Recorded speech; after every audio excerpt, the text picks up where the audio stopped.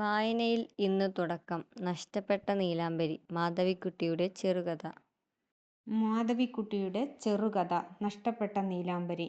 33 വർഷങ്ങൾക്ക് ശേഷം നഷ്ടപ്പെട്ടതെന്തോ തേടിക്കൊണ്ട് മധുരയിൽ വന്നെത്തിയതായിരുന്നു ശസ്ത്രക്രിയാ വിദഗ്ധയായ ഡോക്ടർ സുഭദ്രാദേവി.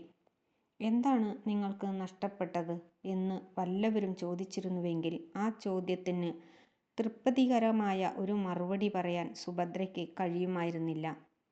പണ്ടെങ്ങോ ഈ നഗരത്തിൽ വച്ച് അനുഭവിച്ച് തീർത്ത വേദനയെ തേടിയാണോ ഈ മടക്കയാത്ര? ആ വേദനയുടെ മാധുര്യം അന്വേഷിച്ച് മാത്രമല്ലേ ഒഴിവുകഴിവുകൾ പറഞ്ഞ് രോഗികളെയും ആശുപത്രി അധികൃതരെയും സമാശ്വസിപ്പിച്ച് താൻ ഡ്രൈവറെയും കൂടി ഒഴിവാക്കി കാറിൽ ഈ ദീർഘയാത്രക്ക് മുതിർന്നത്?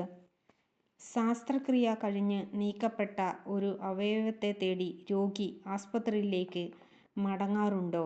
ഒരിക്കലുമില്ല.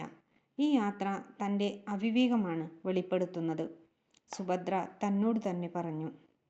മധുര വിട്ട് മദ്രാസിൽ പഠിച്ചിരുന്നപ്പോഴും പിന്നീട് ഭർത്താവിനൊന്നിച്ച് കോഴിക്കോട് ജീവിച്ചപ്പോഴും മധുരയെന്ന നഗരം ഒളിമങ്ങിയ ഒരു കിനാവെന്ന പോലെ സുഭദ്രയിൽ തങ്ങി നിന്നു. മുല്ലയും പിച്ചികവും ജമന്തിയും കാട്ടുതുളസിയും മണക്കുന്ന തെരുവുകളും കോടി മണക്കുന്ന ജൗളിക്കടകളും മീനാക്ഷി ക്ഷേത്രത്തിൻ്റെ തണുത്ത മിനുത്ത അകത്തളങ്ങളും തിലലോഹമത്തിൻ്റെ തിരികളും സന്ധ്യക്ക് തൻ്റെ ഗുരുനാഥൻ ആലപിച്ച് നീലാംബരിയും സുഭദ്രയുടെ അകത്ത് ചിരഞ്ജീവികളായി വാണു.